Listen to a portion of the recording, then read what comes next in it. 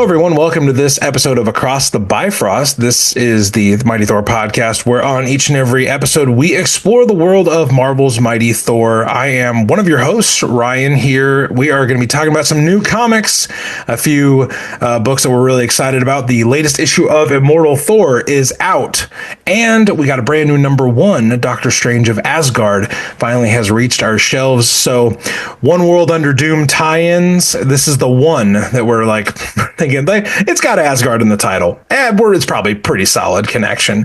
But the whole squad is here tonight. This is tons of fun.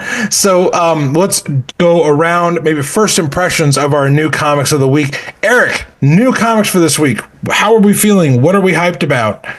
When you wake up on a day that a new Immortal Thor book comes out, the sun is brighter, the air just smells clean, right? Yeah. And so, but to get a Strange of Asgard on top of that, we doubled up with some banger books. So excited to get into these. We're in such a good rarefied air right now. And Eric's right. When you get up on a new comic book day, the sun is brighter, the colors are more vibrant, the beer is colder. Not in the morning. I mean, unless you're Will Rose. Whatever. Unless you're Will Rose. Hey, everybody. Will, what are you hyped about? Kind of first impressions of new comics this week. We have to look forward. Yeah, good pull this week. Love these books. Can't wait to talk about them. And I'm so excited that K Rose invites all of you to the beach. Yes. In our pregame portion, Will Rose's mother did invite us all to go surfing on the beach, which I have the utmost confidence that would be hilarious to watch. Will's out there like, come on, guys. And we're just like, oh, my God, we're going to drown. Oh, there's going to be a shark. Oh, there's going to be a dolphin. And then Will's like, it's the jellyfish that suck. They do. I hate jellyfish. Oh my gosh. And coming to us from the Great White North at 25% more than he did last time he was on the show, the Faz Guardian is here. Faz, how are we feeling about... Look, it's an Immortal Thor episode, which means that the Immortal Faz is back. Here is half of the deific duo and 1/3 of the Warriors 3. Like Ryan said, I cost 25% more now. For some reason, people thought that I'd be paying that, but I just passed it on to you guys. It's interesting how that works.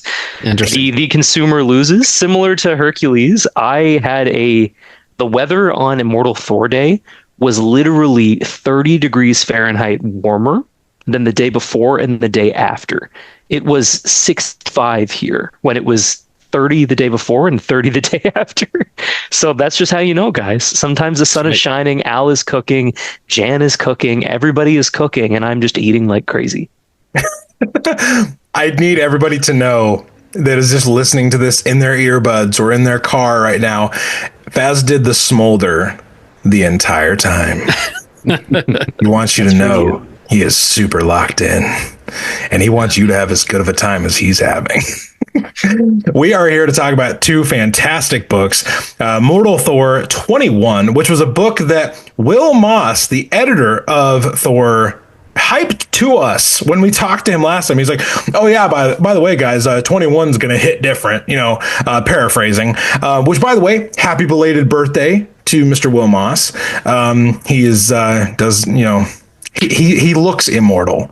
He looks like he grabbed a golden apple and decided not to age the rest of his life. And we hope he is editing Thor, I don't know, till Valhalla comes home. We have fantastic #1 to talk about this week, Doctor Strange of Asgard. It is a tie-in for the One World Under Doom mega crossover event. Guys, we're going to start off with Doctor Strange of Asgard for our discussion today. But overall, how are we feeling about One World Under Doom so far? We're only one issue into our main story, but we have gotten some follow-up tie-in stories. Just I'll throw it out there. How are we feeling? I feel like for me, it's finally clicking. I was not a huge Doom fan before. I mean, Doom would show up here and there, but now getting this massive dose of Doom, I feel like I'm getting it more. It's he's incredibly capable, but also an egomaniac, and he's literally the most everything that you could have, and that's Doom. And so I feel like I'm really enjoying it now because I feel like I finally understand the character.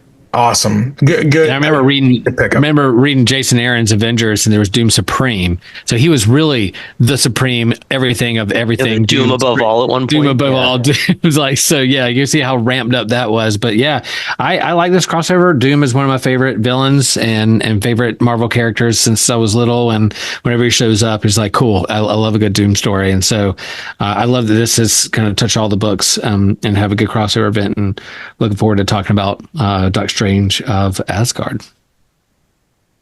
Because I'm a MCU guy first, I don't have a lot of Doom experience in the comics until he was announced for Doomsday, when I kind of started deep diving, and I'm also really enjoying getting a lot of him right now because he's so complex and so simple.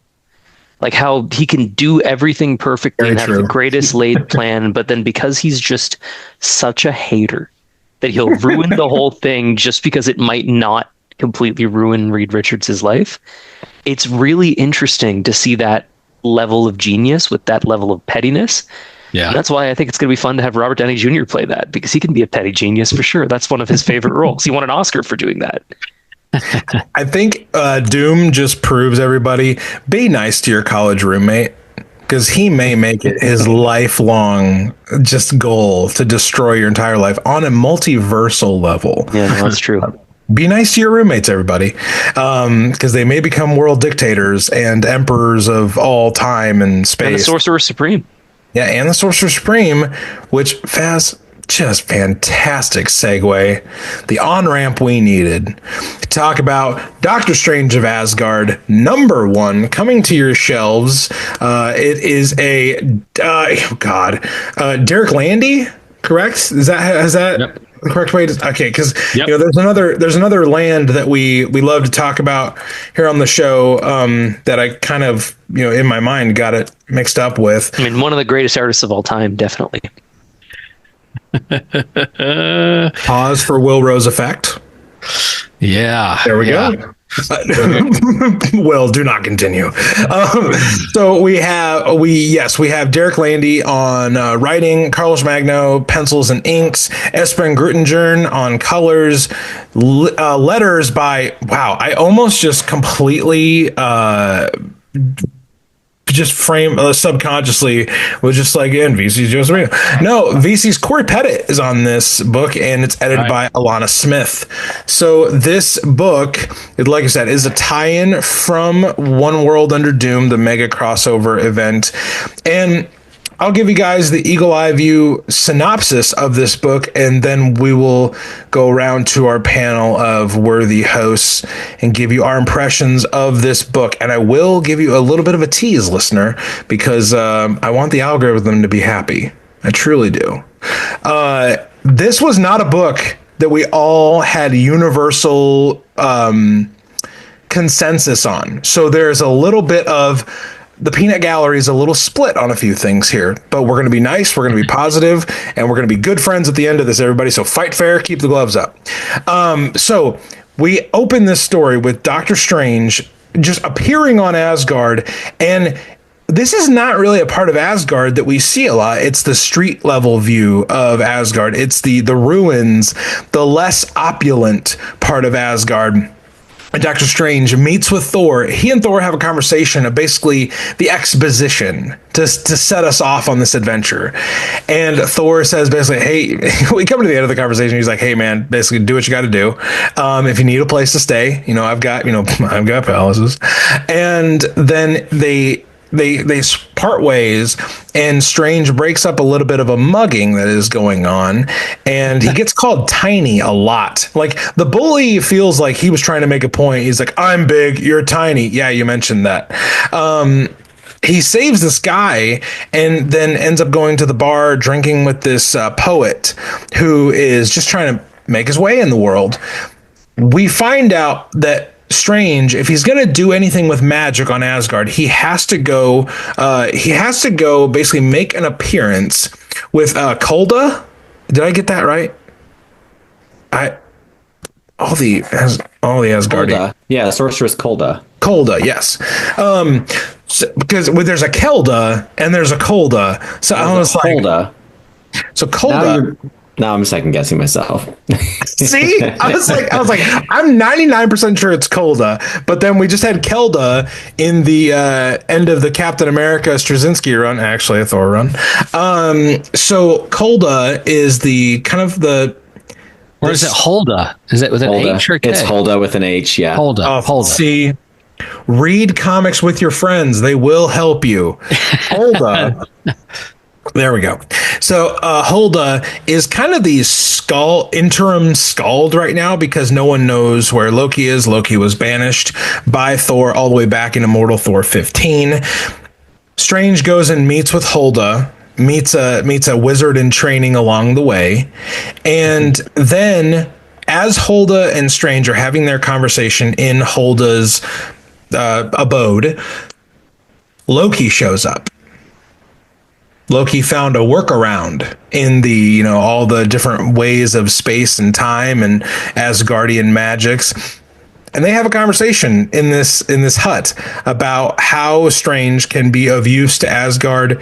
And at the end of the issue, Loki seemingly stabs Holda with a sword, but then there's some confusion at the end because he's like, oh no, it wasn't me. Loki disappears, and then Strange is left holding Holda's body as she is presumably bleeding out.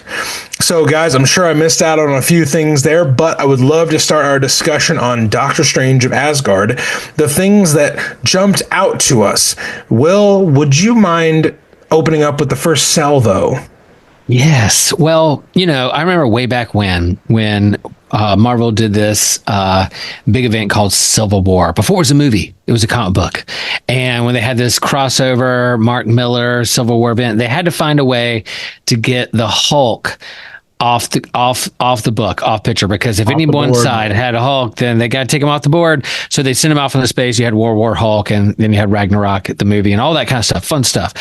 Well, I feel like with One World Under Doom, since there's like this tension between like Doctor Doom stealing the Sorcerer Supreme mantle from Doc Strange, that they had to find a way to get Doc Strange off the board. And how do they do that? They're going to send him to Asgard so that he can, do there what he did at Midgard and kind of be a magician there and Sorcerer Supreme there and protect Asgard. So I feel like this is the Civil War version of taking Hulk off the board, taking Doctor Strange to this. That's my take when I read this. I'm like, oh, I see that we're doing. They can't have him on Midgard on Earth with the heroes with this One World Under Doom event. So they're going to put him over here in Asgard, and so that's what I was reflecting on with that, and I really liked this story. I like the street level view of the Asgardians who are just there trying to make it to be rom-com or should I say love and laughter stories. Love and laughter stories. Love and laughter stories. And like, so we see through Doctor Strange, him meeting different people, the normal everyday people of Asgard, not the big pantheon of gods, but, they're still Asgardians, and I just love that aspect of it. So, and I didn't mind the art. I did think Thor looked a little strange off just a tad, but the rest of the book is a very detailed, the backgrounds, all the characters and the bars and all that stuff. I thought it was a very full book, rich book of text and dialogue and conversations. This guy knows how to. I haven't read this guy before, Derek Lander. I haven't read any other, but I don't think I have. But in terms of the dialogue, it just clicked and went, and it was very, very smooth from panel to panel. I thought it was very crafted, very well crafted comic book. And at the end, I was like, okay, good cliffhanger. I'm picking up the second issue. I'm definitely going to keep on with this. I was like, I would buy most books like this. I'll buy the first one. If it hooks me, cool. If not, I haven't too many other books I'm buying. I don't have time or the money to buy everything, but I will definitely pick up the second one because I liked what they did with it. Very cool. And you're right. Well, the cliffhanger was fantastic. I did not see it coming. I know Loki is kind of all over the covers and the variant covers, but with Loki, that could mean a lot of things. There's a lot of different ways that you could work Loki into a story. Baz, what were your impressions of Doctor Strange of Asgard? Things that jumped out to you? And what did you think of the art? I can't wait. So I agree that the writing was exceptional. It was very fun to see street level Asgard. The part about like, oh, you know Thor? Oh, I love Thor. I've never gotten to meet him. Is he nice? I bet he's nice. And then strangers I'll like, bet he's nice. And then they go nice. Like all of that was good. It wasn't like the like lower level of Shakespearean that like, the common folks speak. All of it was great. Yeah. Like Will alluded to, the art's not for me. I like Magno in certain things. If we're going to get street level Asgard, I would like to be able to see it, and how shadowy he is just makes it tough to see the whole thing for me. Yeah, but with that said, the story hooked me. It was very well written. It is very competently drawn. Like, this isn't a poorly drawn issue at all. It's just not for me.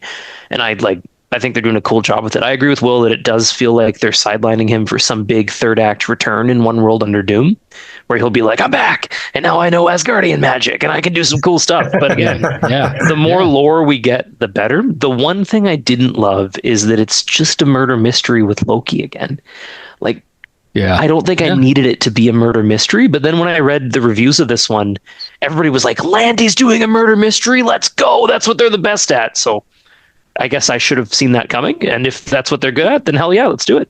Do we know what other books he's written? You guys help me out with this. Like, what is it that like brought him to this, or people are like, yeah, cool, he knows how to do this? Do we know? In the synopsis, in the solicitation for this book, Eric's probably the best one to tell us how good he is at writing Infinity Watch.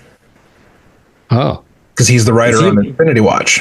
Is he? Because I'm really enjoying that book, and I had no idea. That's what the solicitation says. I mean, Eric, what did you think of how did Landy do on this opening issue for Doctor Strange of Asgard?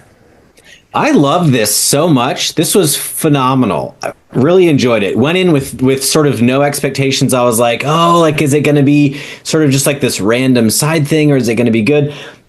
I think the art reminds me of like Pirates for some reason, which kind of feels like it fits in these taverns, and like it is sort of like the street level, like working class kind of ruffians, right? They're not in the palace, they're not noble.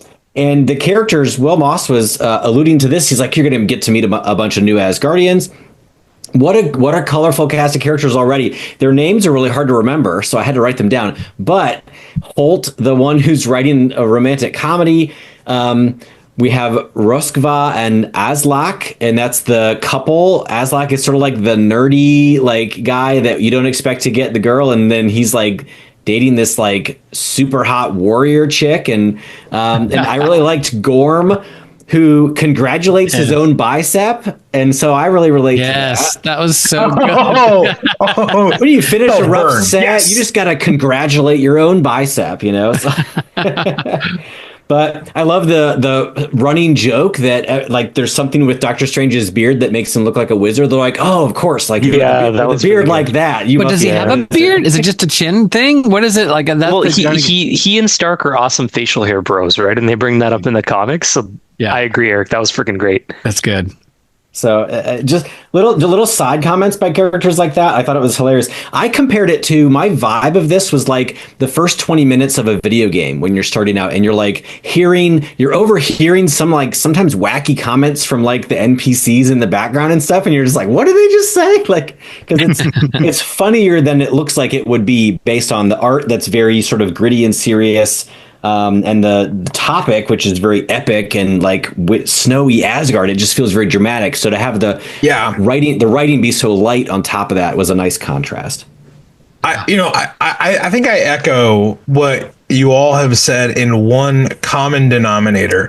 Really, the thing that sets this book apart, it's allowing us to see a part of Asgard that we really don't see.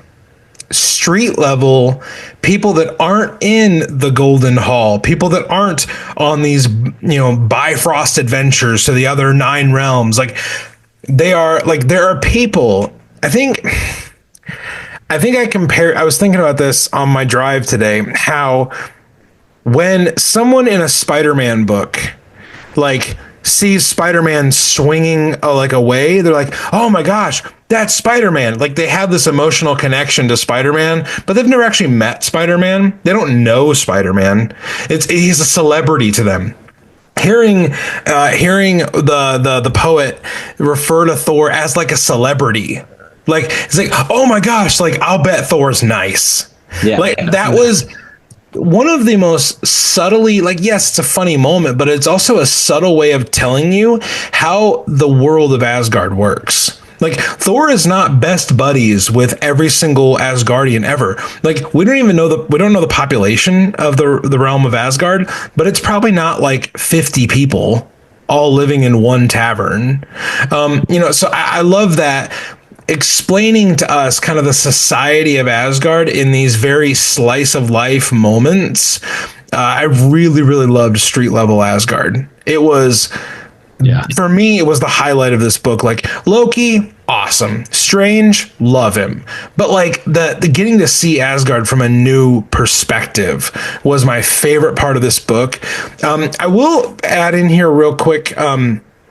We did have a longtime follower of our social media account reach out to me, and I didn't ask permission to mention him by name, so I won't. But you know who you are, because I know you listen very, very regularly. But mention, like, they took this book kind of on a gamble, and they loved it. To them, it felt like a Thor book. It felt like Strange on a Thor adventure.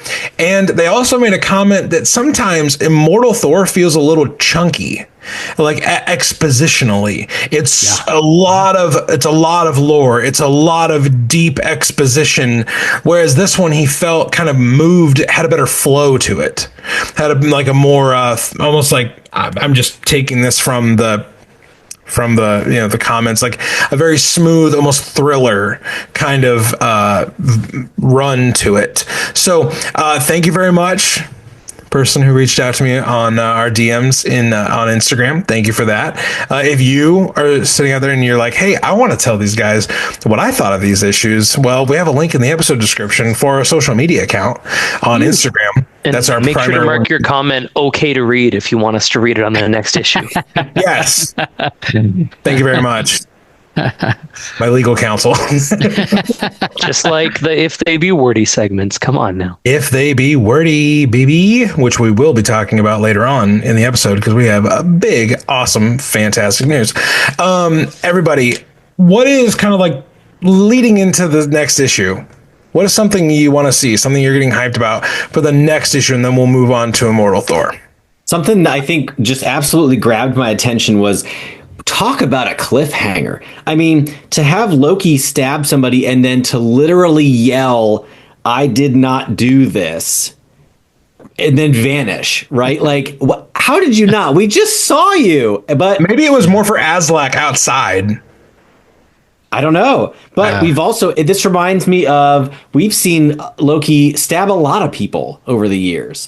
We've seen what they do. Stabby stab. Stab, funny. You don't even know if maybe they really didn't even stab them and that was an illusion. Or I mean, who knows? But like, I'm hooked. I want to find out what happens. I want to know this sorceress Hulda.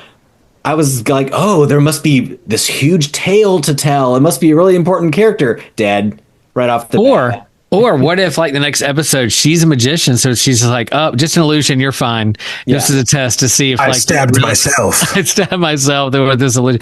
No, I mean, I love the like, how is Strange going to get out of this one? And that's why I'm there. Like, so the guy's talking from the other room. What's going to happen? How is he going to get out of this? So that's what I'm looking for in the next one. It's like, what's the next page? How is he going to get out of it? I don't know. Maybe some kind of illusion that's going on or something, but. Yeah, let's see how he gets out of this tight squeeze. Baz, do you have any final thoughts on Doctor Strange of Asgard? Something you're looking forward to in issue 2? I think it's cool. I'm excited to see where it goes. I want to see more ground level Asgard, and I'm into it. I hope that they're in the sunlight more in the next episode. You heard it here, everybody. Faz is just wicked into it. Everybody, we're going to move on to Immortal Thor 21. This was, I mean, we had a cliffhanger last issue on Immortal Thor. So last time on Immortal Thor. Basically, Thor just showed up at the gates of the Utgard realm, and Scourge is standing right there. And who is behind him? THANOS is right behind him. and we kind of knew that was coming because of the preview. The previews, Marvel previews are great for many, many things. Sometimes they give away some things. So the cover of this issue is really where we left off last issue, and there was a lot of kind of back and forth and chatting in here in between fight scenes. So I'm just going to give you a really simple synopsis, and then we will dig and pick this apart.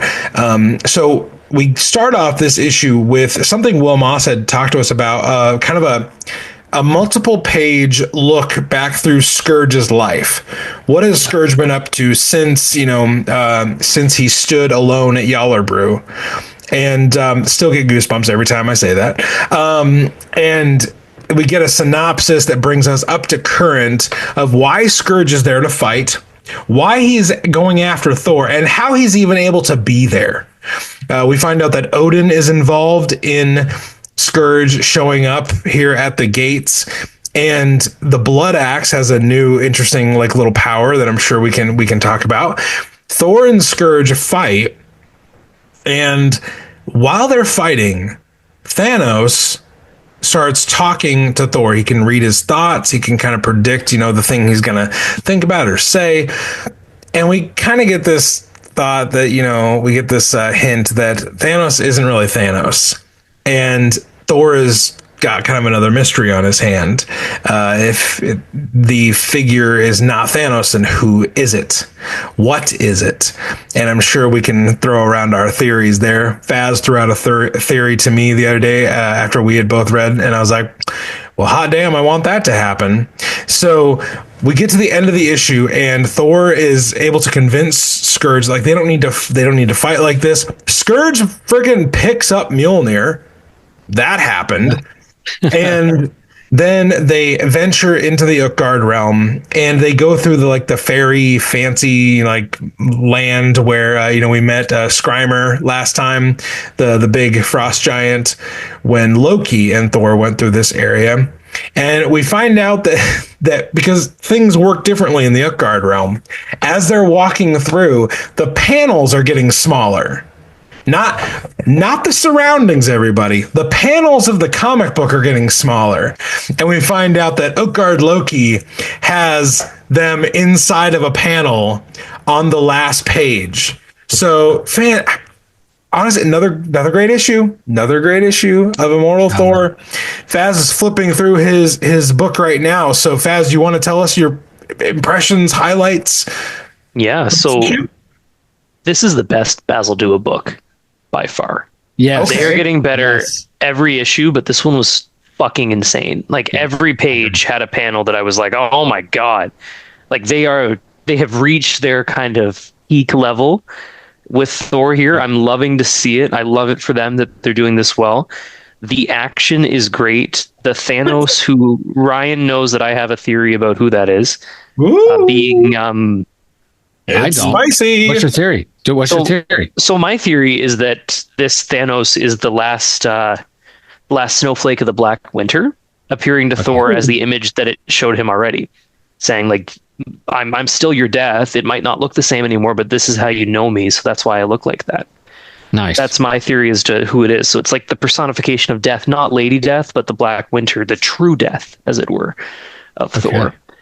And I just think we're firing on all cylinders now, guys. There were a few mini arcs that didn't quite push the meta narrative forward, and now we're let's keep moving because everybody knows what's happening at Thor 25. Marvel keeps telling us what's happening at Thor 25. Everybody better be ready for Thor 25. Wonder what'll happen at Thor 25. Well, Immortal Thor ends because he's gonna die. Well, that's just the end, yeah. And then we're gonna have Immortal Magni. We're gonna have the Martian Manhunter Mafia by Al Ewing instead. That's what's going to happen. Stop. Absolute. Yeah, I agree. The art in this, I was really impressed that really Jan's art in this is just fantastic, and every little panel, the facial expressions, the action scenes. I mean, come on, Joe Sabino. Like even your lettering and sound effects when the axe and hammer hit each other at the same time, and that loud clang, I can almost feel it through the page, and masterfully done. So, yeah, I love it. I mean, and I agree, as we talked about, our listener who chimed in about sometimes this can be pretty deep in the lore, and hey, chunky is what you said, or chunky, big chunk.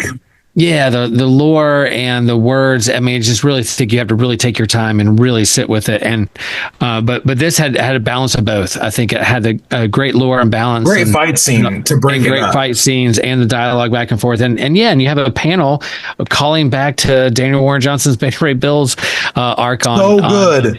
Yeah, and so even that, so I was like, I think I know that panel. I think I know where that's referring to, and I ran and got my graphic novel of Beta Ray Bill from Daniel Warren Johnson and found it in there, and then got caught reading that book again. Of how great that is. DWJ. Yeah, so love this book and loved where it's going.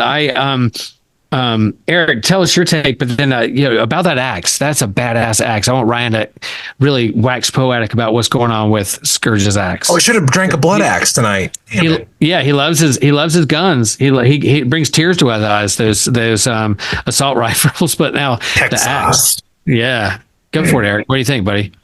Oh my goodness, the art was absolutely incredible. One of my favorite panels is Odin absolutely unhinged, because we haven't seen unhinged, like screaming, behold me, Scourge, like Odin. And that just reminds me of Odin of yesteryear, back in the day, when he would just go berserk and just like be petty and like back in the day. It's all behold and how glorious he is and stuff like that. So I thought that was awesome. And this is really sort of explaining a lot of stuff that, in case it's catching us up, in case we haven't been following along, a lot of this Scourge Odin stuff actually happened in Avengers Inc. #3 that I don't think as many people read. It was like this whole like murder mystery mini series of Avengers comics with Janet Van Dyne as like the detective, and so I don't think it was like as popular, but I'm pretty sure Al Ewing wrote that, and that's why he's been planting the seeds for this all along. Makes perfect sense. Yeah. Let me see what else. The action scenes where Thor's like, even when he's rolling across the ground, and just the art choices there's so much foreground elements and framing, just really, really, really killing it. That's a thirsty blood axe. That axe is going to drink up all the blood. Ryan, what did you think about that? I mean, it does feel like it has a little bit of tech to it, right? But it's like like enchanted tech. Well, so what I love about this is Scourge says this about the blood axe. This new improved blood axe is blood axe 2.0. Which is also like a Superman symbol on his chest, by the way. So he's very tied to this blood axe. Uller made this axe, Thor, the Lord of the Yew, the god of dark dooms, and he tied my soul to it, so the more blood it tastes, the stronger I become. So I'm not going to lie, guys. I don't often pass up time to compare something to the Black Knight. But this blood axe reminded me a lot of how the ebony blade works, how the more blood it draws, the more powerful the user gets. And usually the user gets a little bit crazy. I was going to say, don't they go evil with that though? Whereas this, I don't know if he's going to go evil. Yes. Faz, I'm gonna play comic book guy here for a second. Yeah, do it. If the ebony blade draws enough blood, the user becomes something called the Blood Wraith, and Dane Whitman has never become the Blood Wraith. Which, by the way, like some writer, maybe me, needs to come along and make Dane Whitman the Blood Wraith at some point. Why hasn't he become it? Will Moss, are you listening? Cy Spurrier, I dare you. Cy Spurrier has done the last few runs of Black Knight, and I want him to come back and do a full-on, ongoing Black Knight. So Make Is him it the like blood a wraith. certain amount of murder within a certain amount of time, and then it like the bar goes back down, so he only draws like the correct amount of blood, or is it like he can no longer use it ever again, or he's going to become a wraith? In some versions of Dane, it's like, oh, just don't go berserk mode and kill a bunch of people in like 5 minutes. And other times it's like it kind of like accumulates. But anyway, there, everybody. There's my Dane Whitman Black Knight talk for the month that I'm allotted.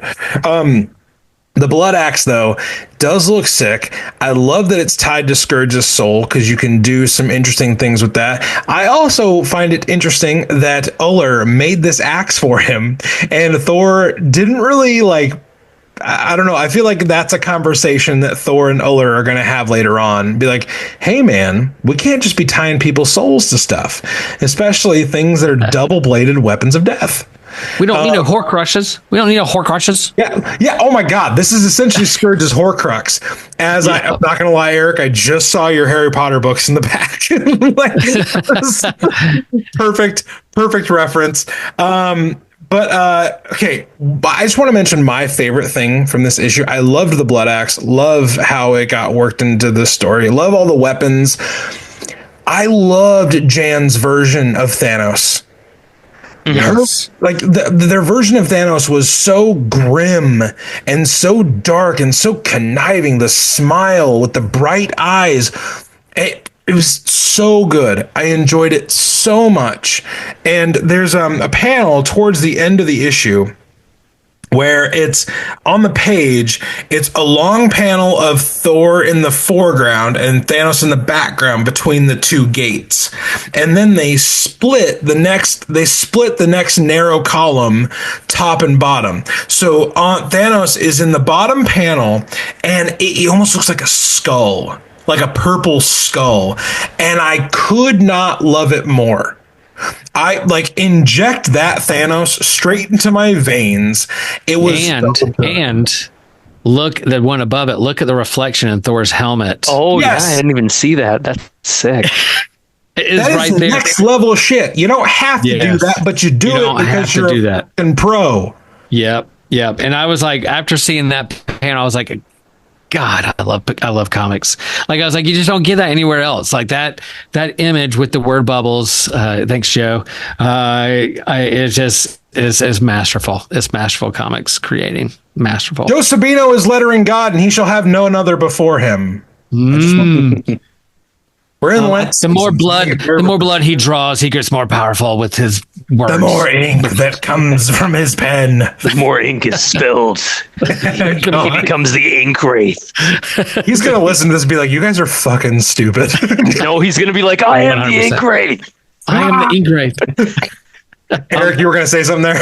Yeah, the font wraith. The font wraith. The font wraith. Eric, what were you going to say? That was great.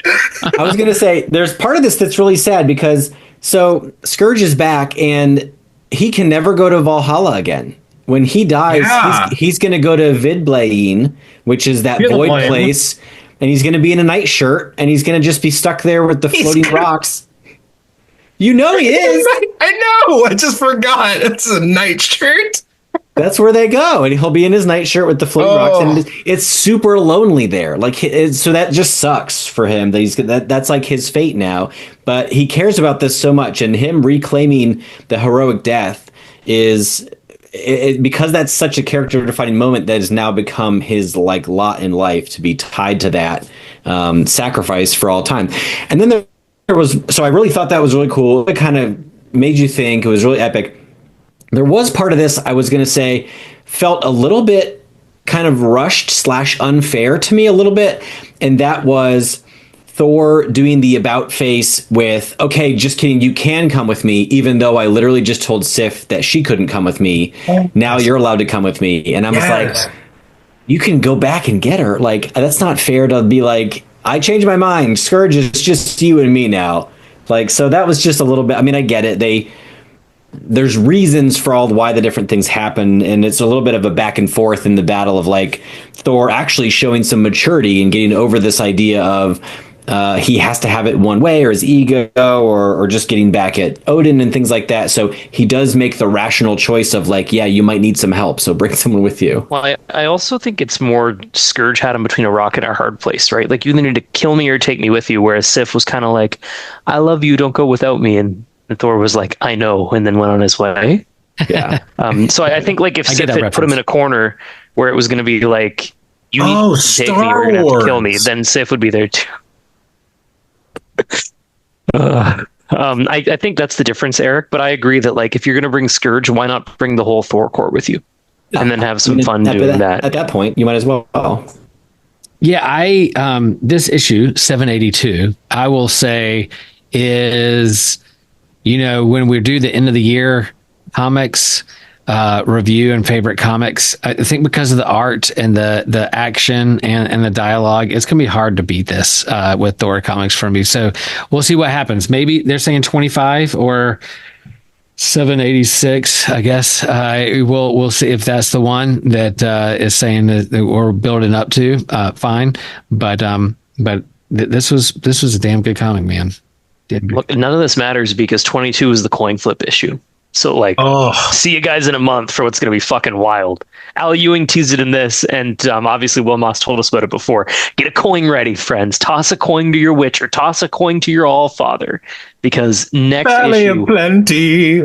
you need a quarter if you're going to read this. Where do I buy a custom coin? I want to sell me some merch. Marvel, come on. Yeah. Hey, Marvel, take my money, god damn it. On Instagram, and Ryan will make you a custom coin. And by that I mean he'll take a piece of American currency, he will give it one kiss, and he will mail it to you for the cost of $7.99. I'm probably going to be super weird about it. I'm just going to like lick it a lot. There you go. Yeah. If that's what you're into, guys.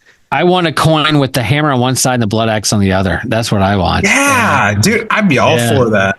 Yeah. I'd be all for that.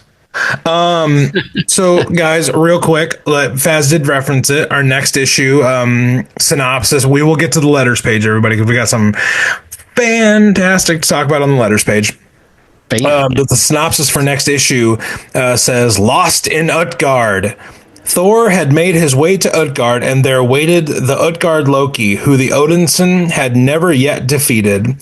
And with the elder trickster stood his pantheon, beginning with Nurgle, Lord of Murder and Darkness." Sounds like a delightful guy. He who has his own place of power. This is the story of the immortal Thor and the unforgiving city. Woo! Get hyped. What?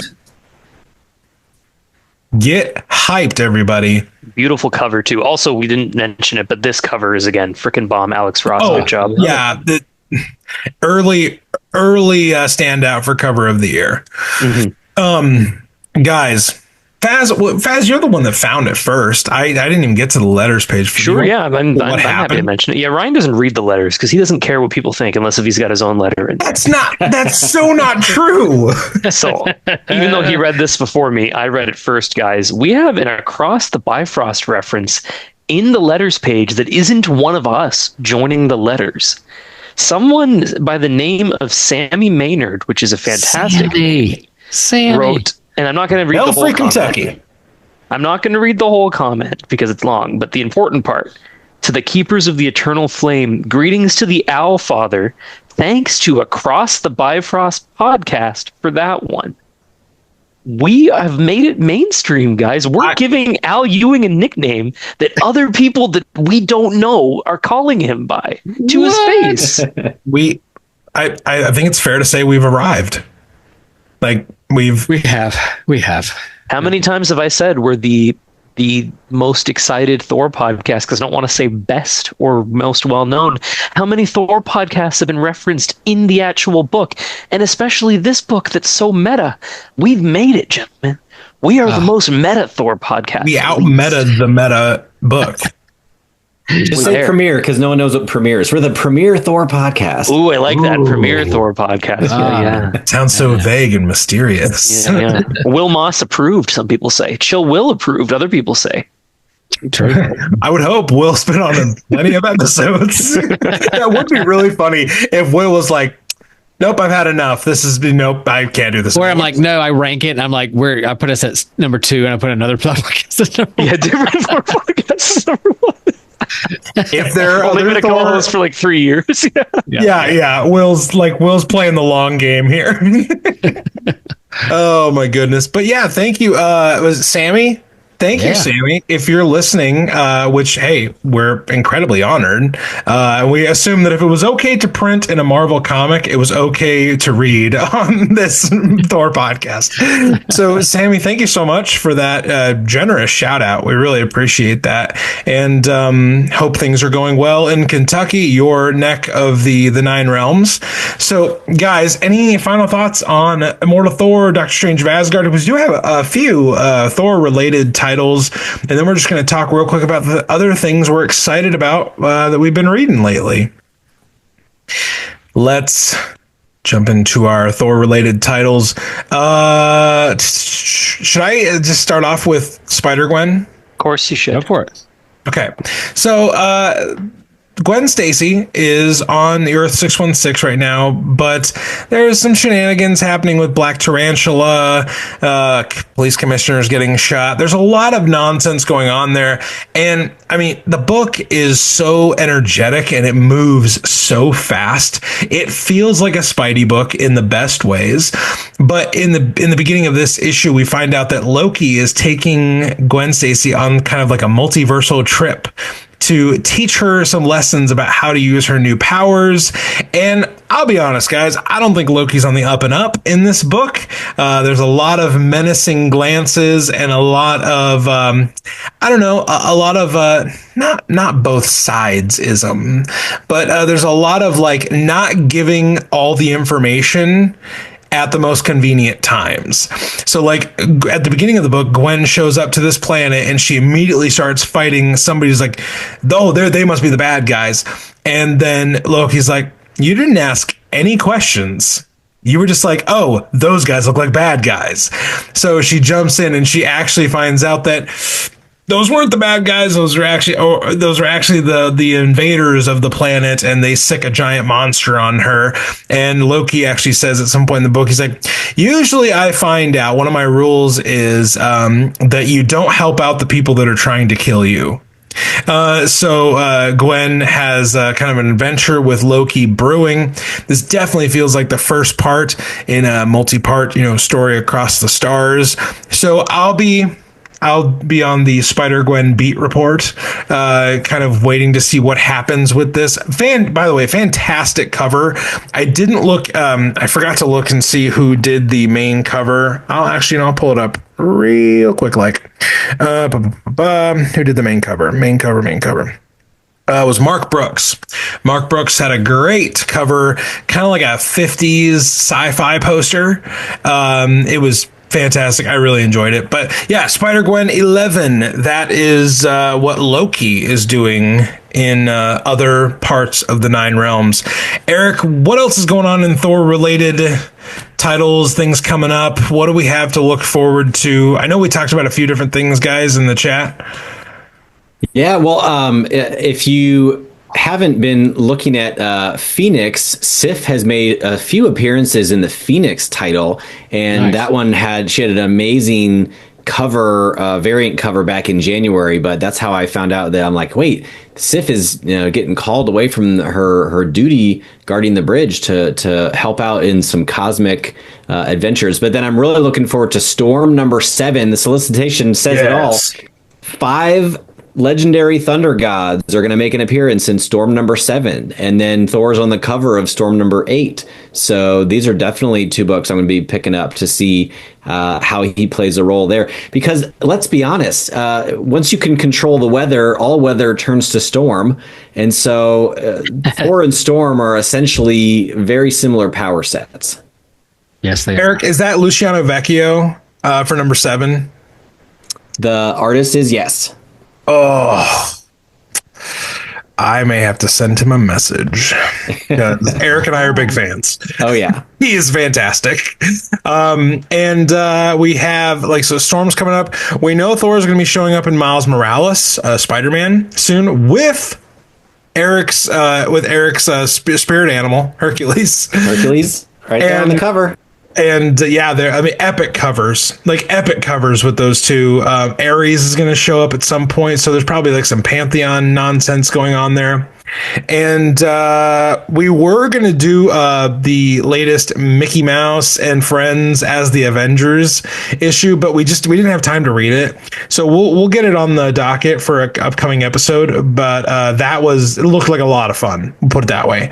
And we're all about having fun with our comics here. Any other thing? Oh, Baz, Ultimates. We're coming up on the Ultimates issue we're going to be doing. Listeners, we almost forgot about the most important comic run that's not called Immortal Thor. Like, it is...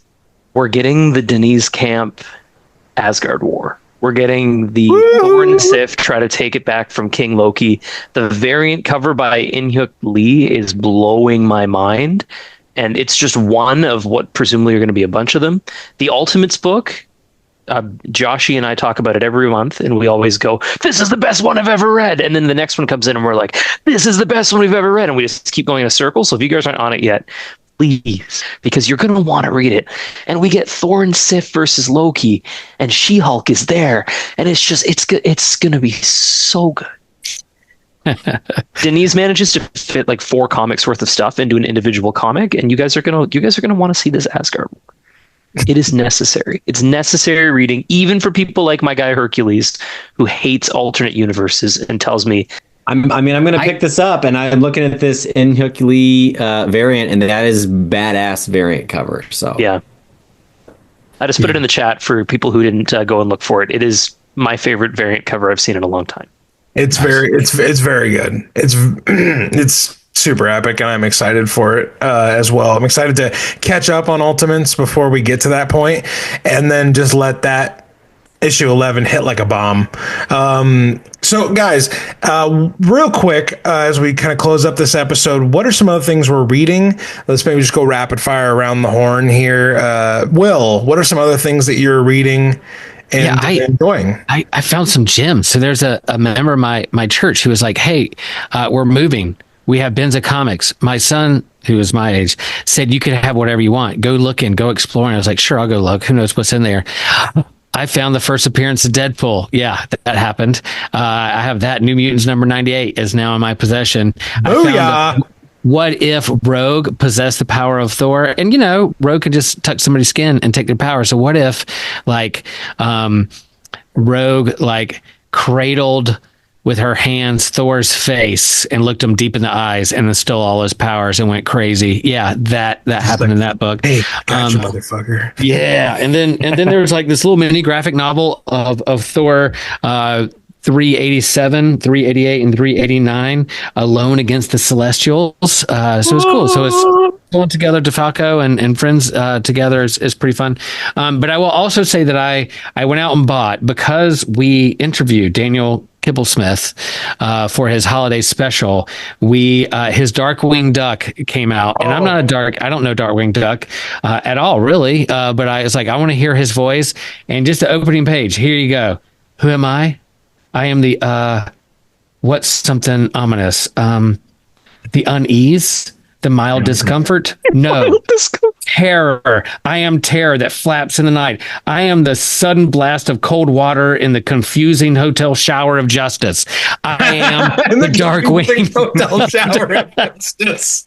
I laughed out loud, and because of the conversation and following him on Instagram, he is so funny and so good. That opening page is made it worth it just to buy that comic. Thank you, Daniel. You did great. One quick thing about his Darkwing. Did you see him do the Darkwing cosplay the other day on Instagram? No. He's a cosplayer? Oh, what a dream. Yeah. I'll go find it. He's fantastic. He's a fantastic follow. He's great. Baz, what else you reading, man? I mean, I'll be the one to pitch the Absolute Universe like I do every time. I'm not a big DC guy, but I'm a very big Absolute DC guy. Wonder Woman slaps. You should listen to Pink Pony Club on repeat while reading that, because she has a Pegasus.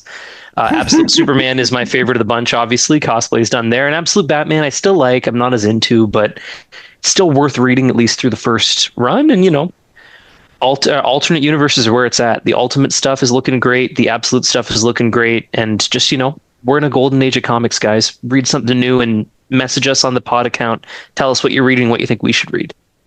And on iFanboy pick of the week, they had a book explode or media explode or interview with Scott Snyder about the Absolute Universe, and hearing him talk about how they crafted the Absolute Universe and what they're leaning to, and similar to what we've been talking about, like it's a good time to be a comic fan, and just like the superhero comics isn't dead. It's going to shift. It's going to change. There's going to be stuff that happens, but in terms of it being dead or the corporations taking over and trying to do whatever, I don't know. It's more alive than it's been in decades. It's more alive. It's been decades. And this line and him talking about it and how they crafted it and the joy that they had and thinking through what this next stage was for DC in that line brought me a lot of joy and hope for the comic books industry. Mr. Eric, what are you reading? What are you enjoying? What can you recommend to other people? Oh my goodness. If you are a Donatello fan in Teenage Mutant Ninja Turtles, you got to be reading the Jason Aaron run. It is heartbreakingly good. I just like well up inside and I'm just like, this is beautiful and also tragic, and it's heart-wrenching. I'm behind on that book, so thanks. I'm not going to spoil it, but look forward to ready. My heart being ripped out of my chest. And then I think at some point, Will and I are going to have to debate X-Men versus Uncanny X-Men, because I'm reading both of those still, and I think I'm leaning towards Uncanny as being the winner. And I know you are liking the adjectiveless title. I am. So. Okay, everybody, take off your shirts and fight. That's right. I'm going to congratulate my bicep after I beat you in arm wrestling, Eric. Fast, get the baby oil. It's already on, brother. Oh, you mean for that? Okay, yeah. What are you fucking? Yeah, I'd love to have that debate. I love the X books. I love the X books, but X-Men's my favorite right now. But this crossover they're going to have with like Xavier being loose or the hunt for him or whatever, they're not going to suck me into extra titles. I know how they do this. I know how X-Men do that. Extra titles with an X. Is that what you're saying? Extra titles. That's what they're going to try and do. That's how they get you. They're not going to get me that way. So I'll read the same ones I've been reading and see if I can get the full picture from that. Yeah, ditto. I think Manhunt or whatever this thing is with Xavier, I'm like, I'll just stick with what I'm pulling already. Exactly. You're not going to get me. You're not going to get me. They're going to get you. You just wait. You're going to hear some rave reviews. And you're, I guess I'll just check one out. And then 6 months from now, you'll have them all from the bins, I found some like Claremont Byrne Dark Phoenix Saga comics. Like, there's some comics in there that, man, I've wanted for a long time since a collector, and found some there. I'm pretty That's so cool. Yeah, really cool. Friends, I haven't done a lot of extra reading as of late. The extra reading? Well, funny you make that pun, Eric, other than Wolverine. Like, I've been reading Wolverine, the main book, leading up to this big anniversary issue that Martin's just he made it sound, I'll be honest, in our interview with him, he made it sound like if you miss this issue, that's just like, that's on you. Like, it's gonna be awesome. And this latest issue is fantastic. The fight with Romulus was badass. And the cover is like peak. Oh, it's great. Wolverine cover, yeah. Yeah, I still like, I'll probably go, because I'm that nerd. Like, I have an all-time favorite colorist because this is my hobby. Is it Matt Wilson? It's Matt Wilson, but yeah. like Brian Valenza, whoo, man, Brian Valenza is doing some fantastic work on Wolverine. That cover was awesome. I'm so excited for the upcoming big anniversary issue, but also like Ultimate Wolverine is kicking ass. And I'm still gonna pick that up. Alessandro Cappuccio is probably my I have like artists that I really start to enjoy, and then I was just like, oh no, who's my personal favorite breakout artist? And I think right now it's a tie between Alessandro Cappuccio and Adrian Gutierrez over DC on World's Finest. If only you came with me to New York Comic Con, you would have got to meet him. Things you're missing out on. Come this year, Ryan. Let's go. Wow, you know what? You're right. Have a signed poster by him, that's just... That's a good point. If we had somebody who support our Patreon, we can meet all together in a Comic Con and do that, right? So actually, we have to change the pitch this week, because I said I was going to. Listeners, if you like what we do here, We are currently under the protection of the Martian Manhunter Mafia. And if we don't raise enough money monthly, they're going to break my teeth. They're going to take Will's hair. They're going to take Eric's biceps. They're going to take Ryan's beard. They're going to take Eric's biceps? The world's not ready for that. None of us are ready for any of those things. We can't afford to lose those things that are mentioned. Please, if you like what we do here, and you like me having teeth, and you like Will Rose having hair, and you like Eric having biceps, then please consider supporting Across the Bifrost at the next level. Or write a review, because I will read the review. And links in the episode description, people. Write a review. People out there like Josh Link, who said they were going to write a review and didn't. I'm watching you, brother. I'm watching. Josh, what happens? Josh, I'm not upset. I'm just disappointed. Josh, I am upset. I'm being Josh, I am furious. Oh, and hey, there's another great reference there, Faz. Josh Link is one of our fantastic friends over on Discord who hangs out with us over there. Josh is really active in the Discord. A lot of people are really active, and we all four of us hang out there from time to time. And it's an awesome place just to talk and chat. We laugh a lot. We talk about comics. We talk about movies. You know, really, like, what do a bunch of nerds talk about on the internet? We do it over on Discord. So, everybody, do we have anything else to wrap up? Faz, you're like, you keep me on track here. Is there anything I'm forgetting, Eric? I think you've covered all the stuff. Will already grabbed his surfboard and left, so it's.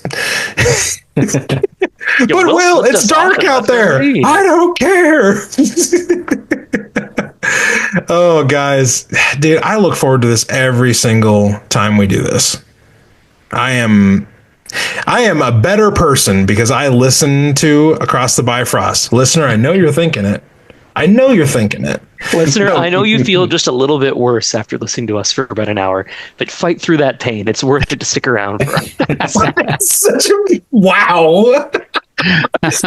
Oh my gosh. Everybody, thank you so much for listening to this episode. If you do feel generous and you want to follow us or help us out with anything, click a link in the episode description. Write a review so Faz has things to read back to you on the next episode.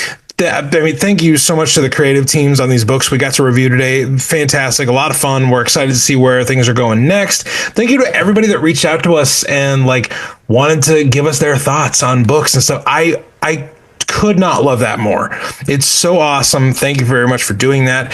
And everybody, we're going to get out of here.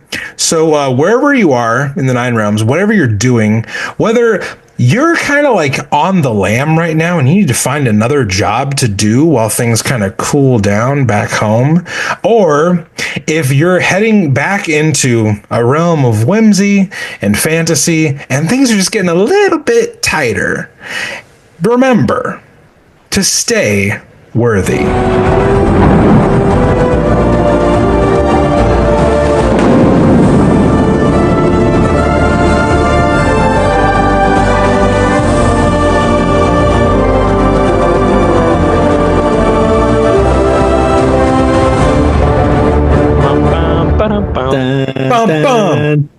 Ryan, those ones took me a minute. I knew the issues that we did, but the on the lamb, I was like, where are we going? And then if things are getting a little tighter, I was like, does he know that I need to lose a little? What's going on here? So I try to always. I know you always connect it to the issues. Just both of them, strange looking for a job and Thor.